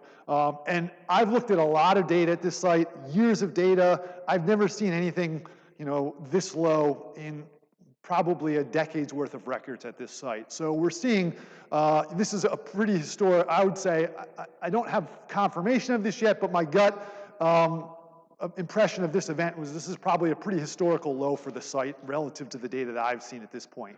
So really, and it's not just a one-off. It's a big lump here of low salinity. So we do see a really big slug of fresh water hitting this site in late May, and then it kind of normalizes. Basically, you come out here to June, mid-June, and it hops back up to 25. So things have kind of normalized. It's still relatively fresh, but it's not sort of at insane levels of fresh water like this sort of this May event was. And so this is the surface. we can look at the subsurface structure, and particularly dissolved oxygen is what I'm particularly interested in talking to you guys about, because that has potential fisheries implications, right? So things need to breathe, right? Things need oxygen to survive, and if you're a bottom-dwelling thing that can't move, you're going to die, and if you are something that's mobile, you're going to move into an area that you might not normally be in, and so that could have fisheries implications. And so if you look at subsurface data, we have two plots here, where we have the top plot here is temperature. These are just, the different colors indicate different depths. And we have dissolved oxygen here, and this is about 1 meter off the bottom. And this is, again, a time series where we have the hashtags being months. So this is June, July, August, and we just got data out, we just serviced the mooring, and so we actually have data that goes through October, and it follows the same pattern, which I'll talk about in a minute. But focusing on dissolved oxygen, so if we look at dissolved oxygen, what we can see here, this is the 2 milligram per liter dashed line here. And so anything that's under this line is considered hypoxic. And so what you can see here is that there's significant levels of hypoxia during the summer. So we have sort of a nice long segment here where the data, where the site was basically hypoxic for going on 2 weeks, and then there are these sort of week-long blips, a week-long blip, a week-long blip, all throughout the summer. So the station here was very hypoxic during large portions of the summer, and we can look at how that compares. We can look at how that compares to the water column structure in the top plot here. And so there's a lot of lines here, and so this just tells you the water column is very stratified, where it's warm at the surface, colder at the bottom, which is not unexpected. But the pattern that really jumped out at me was bottom temperature. So the dissolved oxygen really mirrors what's going on with the bottom temperature. Anytime you see a rise in bottom temperature, you see a rise in dissolved oxygen. And conversely, if you see a drop in bottom temperature, you see a drop in DO. And so there's this coupling, this really strong coupling between bottom temperature and dissolved oxygen. And so the natural question for me was, well, what's going to be causing that coupling? And the first thing that jumps out to my mind, just knowing the physical oceanography of the area, is wind-driven events. So upwelling, a process called upwelling and downwelling. And what that looks like is, this is sort of a cartoon look of a downwelling. The upwelling would just be this whole thing in reverse. And so what you have is, you have wind blowing parallel to shore. So this would be wind blowing from the east to the west. That's going to that pushes water onshore, piles it up for the coast. And so anybody working in this area, it's sort of the pre-cold front winds, that southeast wind that pushes water into bays, piles it up the coast, and basically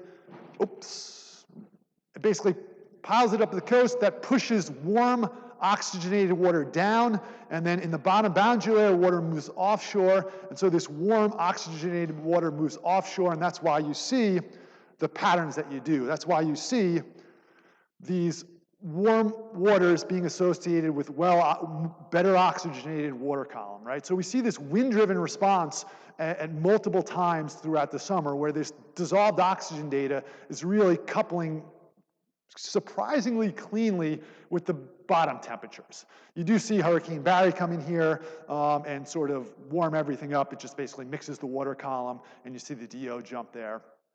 And so we are seeing a lot of dissolved oxygen patterns here that are coupling with some physical phenomenon, and so there's some interesting stories here, but that we're sort of working on. But the main take-home point here is that there's a lot of hypoxic events this summer, and so to take this time series and put it in, to give it some spatial context, how extensive is the hypoxia around this 1 point measurement? We can look at the spatial surveys that we conducted this summer. So the next several slides are all going to sort of be the same setup. You have the dissolved oxygen time series on the bottom here, and then basically there's going to be a map of the points that we were able to sample. So the black dots indicate CTD casts, and the sort of red circle indicates areas of hypoxia. The yellow circles that you'll see indicate near hypoxic conditions. And I'm just going to kind of flip through this timeline to give you a sense of the spatial structure that we observed in the in the dissolved oxygen conditions on the shelf over the course of the summer. And again, depending on where we could cover, given the boat we were in, the weather conditions, and what resources we had available to us, we sort of have some variability in this survey map. But I thought we did a pretty good job of covering the overall area for the majority of the summer. So the next plot here comes in June, and the hypoxia kind of goes away in this period because we're sampling during a downwelling period. Then we get to an upwelling period, and we basically see hypoxia over a good portion of the shelf, concentrating more over by the Mississippi area, and we see some areas that have relatively low DO on the edges of that. Then we sort of get back into a downwelling area, and we get to sort of near hypoxia. It's sort of just by the coast, nothing much going on offshore. And again, we start working our way into an upwelling event. We're sort of on the tail end of a downwelling. We start to see things going hypoxic again, areas of low DO. There's also this, which we'll talk about in a minute, some of the mid-water column hypoxia event, which is pretty neat. And then we kept on, this is June 9th, we see a pretty large area of hypoxia in front of Dolphin Island. Barry comes through shortly after Barry. As you might expect, the water column is stirred up, mixed up, and all of our sites go normoxic. But it doesn't take long for them to start reestablishing low DO in hypoxic conditions, and we start getting into an extensive area here in late July. July 30th, we're sort of beginning a downwelling event, and then basically we enter a downwelling event, and the shelf freshens, everything basically gets sort of normoxic, and then we get into another downwelling event, and things go hypoxic again.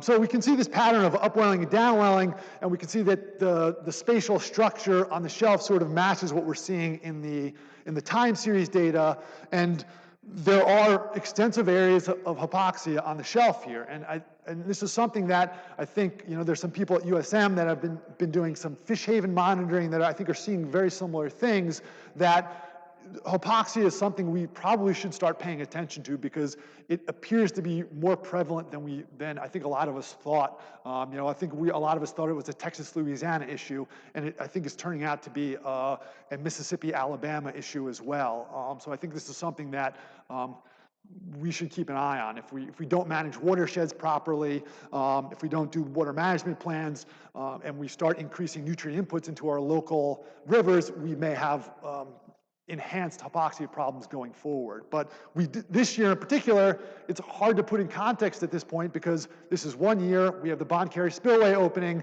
and so it's difficult to discern, is this normal or is this just a product of the fact that we had Carré Spillway water? And some of the retrospective analysis that we're going to try to get to may help address this question of, is it a one-off Carré Spillway thing, or is this something that we have to be concerned about going forward? Some of the other things that we can do with this data set is we're doing CTD casts, so we have profiles. It's not just a surface and a bottom measurement. And this actually gives us some sense of the structure of the dissolved oxygen in the water column. And in some cases, we saw some pretty extreme conditions. Like this is a rather extreme example, but this is from a site right in front of Petty Boy Island, this little red dot. And if you look at, so this is the surface of the water column. This goes down to about 13 meters. This is a profile of dissolved oxygen where we have normoxic conditions over here, zero oxygen down here, and this red line that I've put in there is sort of the hypoxic level. And so you're in about 13 meters of water, and the bottom 8 meters of water are hypoxic, and basically less than 1, right? So that's more than 50% of the water column is hypoxic. So it's not just like 1 meter on the bottom. It's a really thick layer of hypoxia that this site is exhibiting, right? So we can get some sense of the spatial, the three-dimensional structure with this survey that we sort of haven't had a chance to plot up yet, but there is some really interesting stuff going on there. We also saw some cool stuff at the midwater column. So we saw this multiple times, basically. If we look at particularly these three sites, so a site right in front of Dolphin Island, right in front of basically Katrina Cut, offshore at our CP site, and then one sort of station offshore of that. So that's the inshore, CP, and then the offshore station. What we can see is this little drop in dissolved oxygen. So this is hypoxic, that's hypoxic, and this is just outside of hypoxic, right? And so we see this mid-water column hypoxia event happening at these three sites. And so if you're just taking surface and bottom conditions, that's something you're not going to catch. And again, I don't know what this means for fish, but certainly if you're on the bottom and you don't like conditions, and then you move up the water column and you hit another layer of low DO, no DO, that is probably going to do strange things to fish behavior. And so if you're looking at predator-prey relationships, I'm not a fish biologist, but I would imagine this is not a normal environment to be operating in, and so you may see unusual things happening. And so this is a phenomena that we captured on multiple occasions, on multiple surveys. This was a particularly clear example of it. So there is some interesting stuff going on here in the vertical structure of the dissolved oxygen out on the shelf during this time period. So the questions that sort of arise from this spatial survey is sort of where is this hypoxia coming from? Some work from the Lake Pontchartrain Foundation, they produce these maps, I think, every 2 weeks. And what you see here in this example is in sort of April, May, June of this year. In April, they didn't capture any hypoxia in this little armpit area, but then by May and June, every time they went out, they saw hypoxia in this area. And so the question, and if you look at past years, this appears to be an area that frequently goes hypoxic. And so one of the questions that sort of naturally arose to me is what we're seeing in Alabama a product of local processes, or are we just getting water masses low DO water masses that are evecting downstream, basically, and sort of just coming from the back bays of Mississippi and Louisiana and just sort of evecting out on the shelf and affecting our area. It's not clear to me what's going on at this point. And, another possibility is the stuff is coming in from offshore. So we can look at sort of the onshore, with the spatial sampling that we have, we can compare sort of offshore gradients in dissolved oxygen and alongshore gradients of dissolved oxygen to look at potential sources and sinks of the dissolved oxygen that we're seeing out on the shelf. And so trying to understand what's causing the dissolved oxygen patterns that we're seeing is one of the goals of this work. Another sort of aspect that's sort of work in progress that I mentioned is that the focal mooring that a lot of this data was coming from is a historic time series. We have data since 2004, particularly hydrographic data, and so we can look at how this year compares to the last 13 or 14 years, and that should give us a pretty good spatial temporal understanding of how anomalous this year was relative to previous years. And we're sort of not quite there yet, but these are the things that are sort of coming down the pipeline with this work that this work is going to be that's going to allow us to do, it's going to allow us to sort of put this year in perspective. So to sum up what we were doing, what we saw this year, May 2019, we saw extremely low salinity values offshore. It kind of normalized thereafter. Certainly, there were extensive periods of hypoxia on the shelf. Those extensive periods of hypoxia also had relatively large spatial areas associated with low DO. The events at the mooring site, the temporal time series was highly correlated with bottom temperatures, which is pretty interesting, and we're sort of digging into that a little bit more. That appears to be connected with wind-driven events. And so we're seeing some interesting physical biogeochemical coupling here out on the shelf. And as I mentioned, the overall goal is to understand how coastal circulation patterns and physical conditions can potentially help management of these type of events going forward. And as I mentioned, we still have a lot of analysis to do.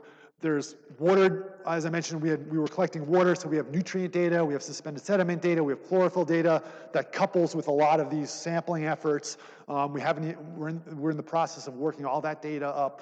So I think we have a really nice interdisciplinary data set to try to tease out some of the processes that led to the extensive hypoxia that we saw on the shelf in 2019.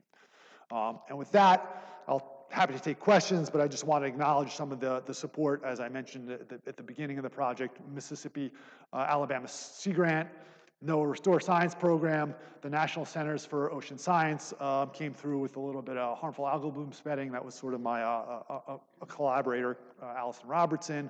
And we do have some publications related to dissolved oxygen and some of the patterns that we're seeing, some of the physics that are associated with what we're seeing in some of these publications, should you guys be really excited about what I talked about. We do have some stuff out in the literature related to what we were seeing on the shelf at this time period. We don't have anything 2019 out on this, in the literature yet, but we're working on it. So if you guys have questions, I'm happy to chat. Well, thank you. That was a really good talk. I have some questions, but I'll open up to anybody else before I go. Sure.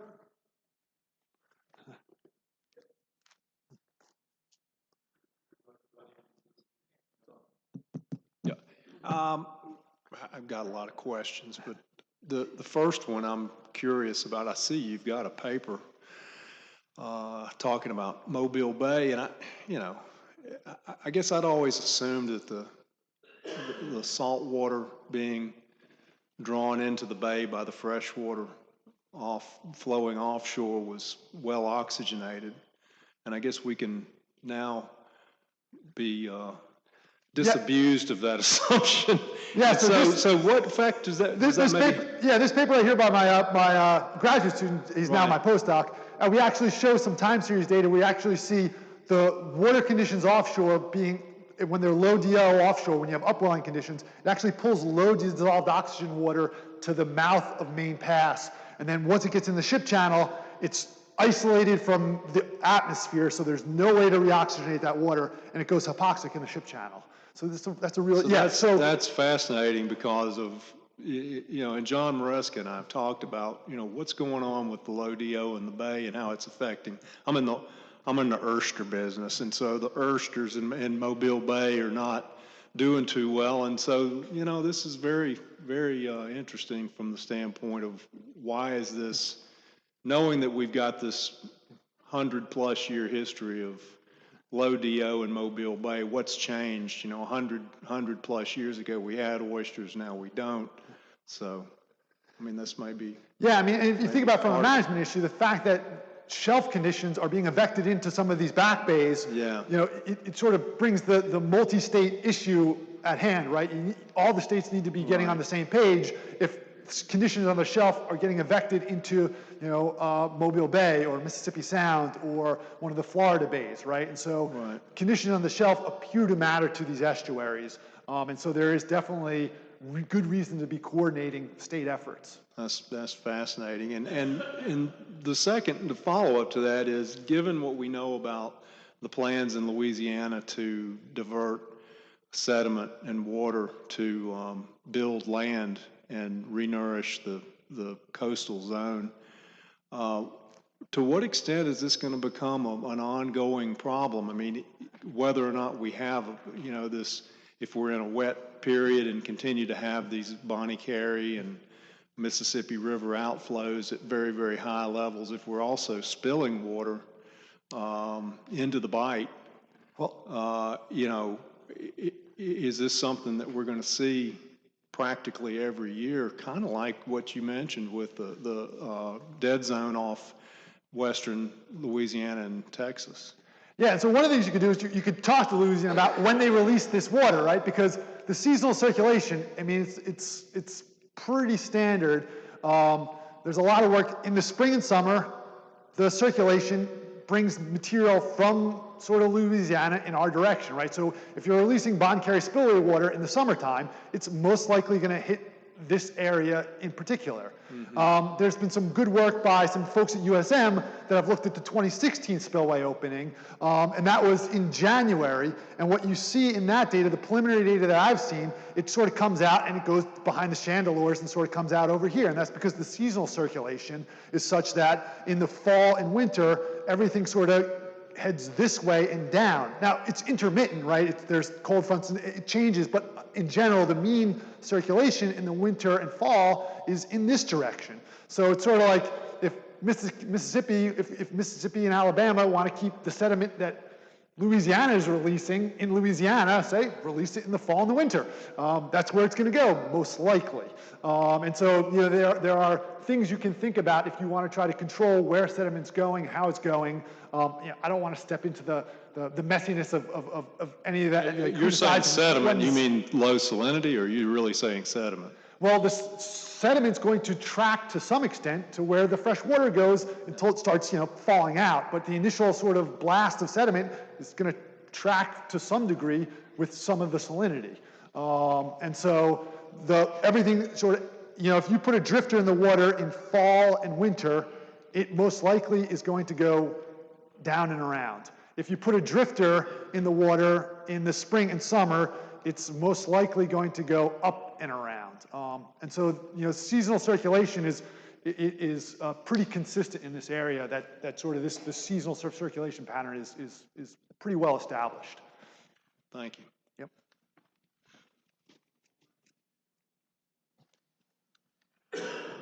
Any questions? Yeah, I mean, the sediments are probably just as important for the low DO for purpose in the. Yeah, I mean, depending on what the sediment oxygen demand is. Salinity, because I mean, the DO is going to just crash with all the nutrients and the.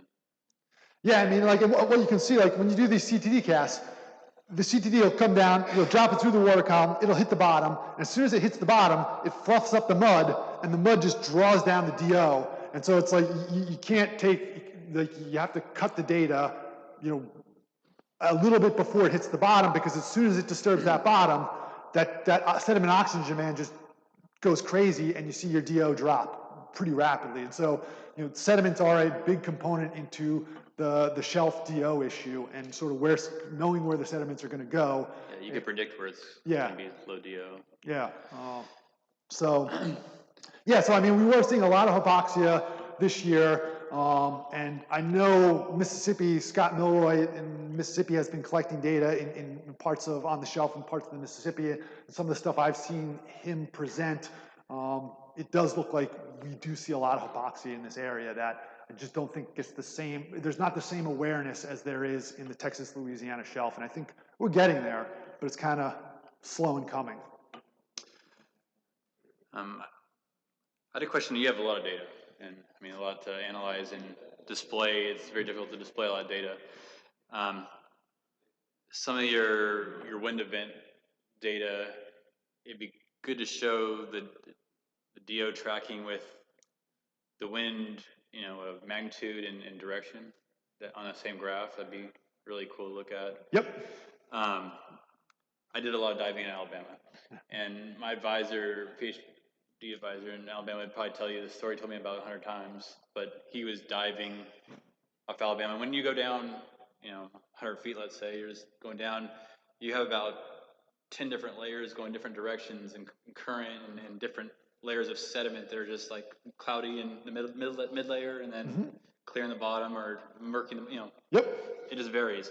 And I don't know if you have any current profilers when you guys were doing any of this stuff to look at see. Yeah, so at that site CP, we do have velocity data. So this whole summer we have velocity data. So it's one of the things I'm going to be looking at, is looking at the 14-year history at this site in terms of circulation, comparing what the circulation looks like at this site this year versus the previous 14 years that we have data, or 13 or 14 years that we have data. So that's coming. It just, as I was talking to, I guess it was Reed, you know, the scramble to get this effort and get this data collected was just crazy. And so, like, just getting the data compiled and sort of organized has been what we've been able to do up to this point, basically. And so, yeah, this stuff is coming. So, yeah, we hope to have some stuff coming down the line where we'll be looking at previous years. And yeah, because of all the fresh water, this system stratifies, and so you do get these layers, and you see some really crazy stuff in the circulation out there. Yeah, you definitely see layers of going in different directions. Yes. It's So I was interesting. going to say with this diving, my advisor would tell me a story where he was down 100 feet, let's say, and it was an upwelling event, he thinks, and all of a sudden he saw this kind of plume coming towards him underwater, but along with that plume of water was like a herd of red snapper, right? Like moving away from this plume of whatever it was. Yeah. And they went up and they had a YSI and they measured it, and it was just like just zero DO basically, just kind of moving, and then fish were moving along with it. Yeah, He yeah. just tells me the story all the time. But I'd love to see it. But I mean, a lot of that stuff is where it's upwelling, and with your wind events, whether it's mixing going on or upwelling or downwelling. You know, can you guys tease that apart? Yes. So this data allows us to say whether it's mixing or whether it's upwelling, downwelling. So usually usually we don't see a lot of downwelling. It's again, I don't want to get too technical, but it's just isopycnals bending. So the surface here, this is surface temperatures in red. They never drop. They don't really drop. If anything, they increase a little bit, right? Where if it was a mixing event, you would expect the surface and the bottom to come together. You'd expect the temperature at the surface to drop and the bottom temperature to raise. Here you only see the bottom temperature raise. So that tells you it's not a mixing event, it tells you it's an effective event because the surface isn't dropping in temperature, it's just the bottom coming up to meet the surface temperature. And that tells you it's surface water pushing down and pushing past the site basically. So yes, we can tell whether it's mixing or evection. And you know, that's what's great about this site is it's not just a lot of buoys out there, it's just a surface measurement. And we have extensive measurements along the whole water column here from the surface to the bottom. And so we can get a lot of information out of this site. Did you have any hypotheses with that mid-layer DO drop? Yeah, so that is probably, they see this happen on the Texas-Louisiana shelf, and so Rob Hetland and his group, and I don't know if you guys know Stephen Moret, not Stephen Moret, Stephen DeMarco. They've done some work on these types of features, and what it's most likely is what I have down here. You basically have a sort of a bubble of hypoxia here, and if you get some sort of convergent event that pushes water into the picnic line, if it's the same density, it will just slide along the picnic line, sort of upwards and around, and that's what you're seeing, sort of, you see this, it's at 10 meters here, and it sort of creeps up the water column as you get into deeper water, basically. And so that's exactly what you're seeing happen here, is this sort of cartoon picture of this sort of bubble of hypoxia. You get some sort of conversion event that pushes water into the picnic line, and it will just slide along the picnic line out offshore. Where's the thermocline in this? The thermocline would be effectively the picnic line. So Gotcha. These lines are sort of what the thermocline would be, basically. And so that's probably what's happening there.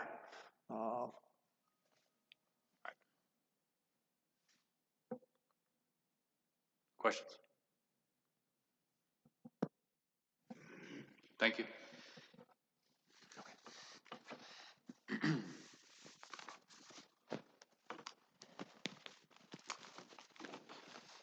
So this special session for the TCC, I think part of this was, kind of to get them to present to the TCC as well, and for us to kind of weigh in on some of these discussions and topics.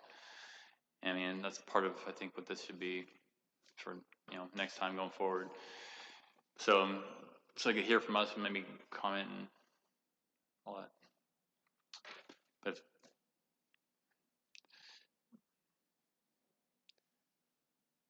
I did have a question before we go on to the next thing for Rick. On those graphs for the oyster mortality, you guys had some sampling. How often was that sampling going on? For the oyster mortality, and you had like the days on the x-axis and the... It's weekly. Weekly? Yeah, weekly sampling. It was all sizes too. I forgot to mention that. And how did you guys sample that? Was that... 1 minute dredge stacks. And that was a special sample just to get a picture of this happening? That's correct. We typically do a reef assessment, an annual reef assessment where we do square meter dives, but because of the situation, we stuck to that protocol of doing 1 minute dredge tows throughout the duration of it. And that's our protocol that we do every time Spillway opens. You had special funding for that, or just kind of ate it? No special funding whatsoever. I was just trying to, I don't think there's any way to these are kind of events that just happen real quick and you got to just go. But we talked about the IGF funding and stuff. I don't know if that's even something we can use towards that kind of stuff. And typically we've done this since 96, I think. It opened in 96 and 2008 and 11 and on. And we've typically been able to do it relatively. It hasn't been as expensive as it was this year because of the duration hadn't been that long. And this year it really taxed our budget and our staff, but we were able to do it.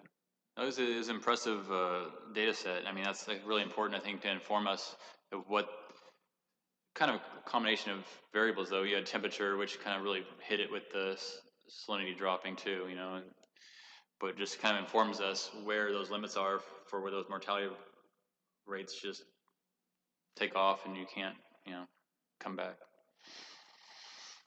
Thanks.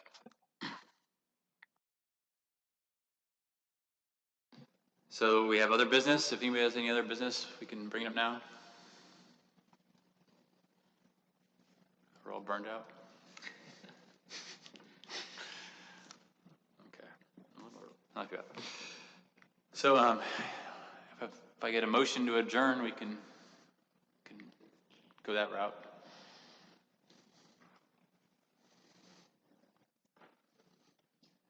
Motion to adjourn. Can I get a second? Second. All in favor, say aye. Any opposed? All right, thanks.